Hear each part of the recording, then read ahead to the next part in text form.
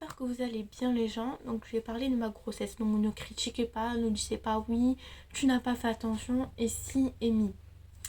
Donc au début je n'ai pas su que j'étais enceinte.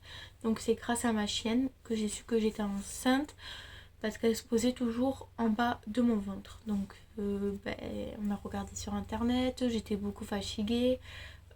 Et donc en fait au début j'ai cru que j'avais le Covid et une gastro. Donc c'était bizarre. Mais on a regardé quand même les symptômes de grossesse. Et en fait dans les symptômes de grossesse, on peut en fait avoir beaucoup de fatigue. Non, en fait je suis tombée enceinte le 24 mai. Ça suit le cours et tout. Donc au premier trimestre, rien eu, j'avais pas mal au ventre. Bon, je vomissais ce qui était logique, mais pas plus. Donc voilà. Et en fait, au mois de novembre, les contractions, ils étaient hyper rapprochés. Donc comme je vous disais, en fait, après le mois de novembre, en fait, ça contractait de plus en plus, en fait, mon utérus contractait et tout. Donc en fait, j'avais peur que je sois en fait en grossesse à risque. Donc j'avais peur de ça moi. Et en fait, non, pas du tout. Je suis pas allée en grossesse à risque.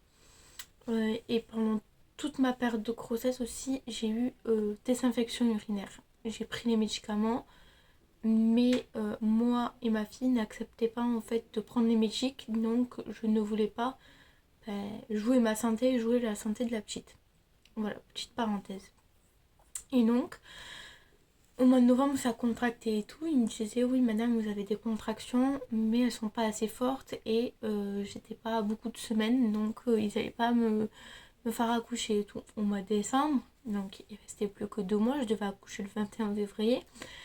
Et ils me disent, vous avez des contractions tous les 3 minutes.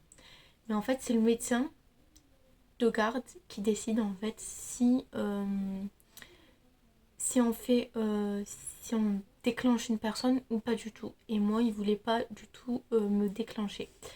Au mois de janvier, pareil, je suis retournée et en fait, ils nous ont dit oui, mais madame, marchez à l'extérieur.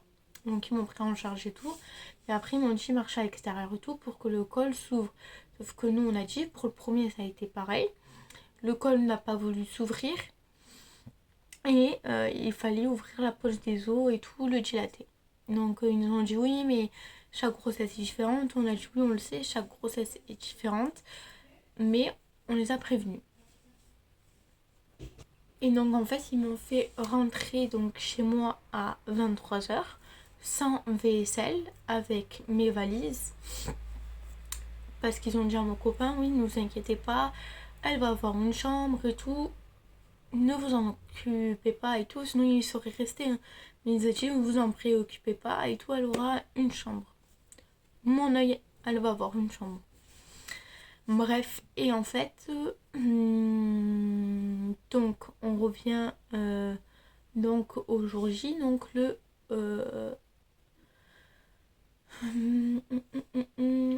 au vendredi 10 février. Et j'avais mal, des contractions normales, hein, ça a contracté beaucoup.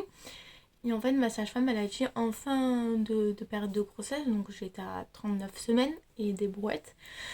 Et donc en fait, elle m'a dit en fin de grossesse, en fait, ton bébé se met en position en bas, donc pour accoucher. Donc elle m'a dit il y a des moments où tu vas pas sentir ton bébé bouger parce qu'en fait il a plus de place. Donc il a plus de place, il pourra pas bouger dans le ventre et tout. Moi, donc petite parenthèse, moi ma fille, pendant toute ma grossesse, elle a beaucoup bougé. Donc voilà. Et donc là, je lui dis oui c'est bizarre et tout, parce qu'elle est venue chez moi, elle a dit oui, ça va et tout. J'ai dit oui ça va, mais j'ai pas senti ma fille, c'est bizarre. Elle m'a dit on va faire le monito et tout. Avec le monito, elle captait pas. Elle a dit je vais essayer de la réveiller, de la bouger et tout. Ça captait pas. Donc c'était bizarre parce que le lundi je suis allée la voir et tout allait bien. Le vendredi ça va plus. Donc on a dit c'est bizarre. Donc de suite on appelle les médecins et tout, donc direct aux urgences et en fait à l'échographie ils m'ont montré qu'en fait elle était plus là en fait, elle était décédée. Donc elle était décédée dans mon ventre. Donc ça faisait à peine un jour qu'elle était morte. Donc ils m'ont dit on va vous déclencher pour que vous accouchiez dimanche.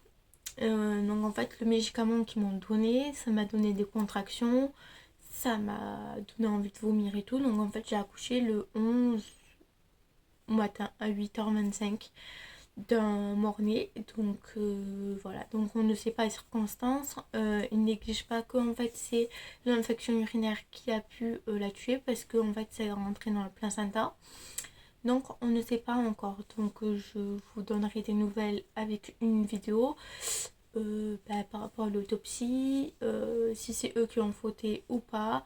Donc on verra après l'autopsie de la petite. Donc voilà, donc c'est tout autre chose par rapport à la première grossesse. Je n'ai jamais vécu ça.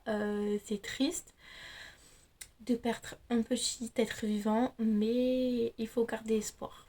Donc voilà, donc j'espère que ça ira pour vous et pour moi aussi, hein. J'espère que ça ira mieux. Et voilà, bisous bisous à tout le monde.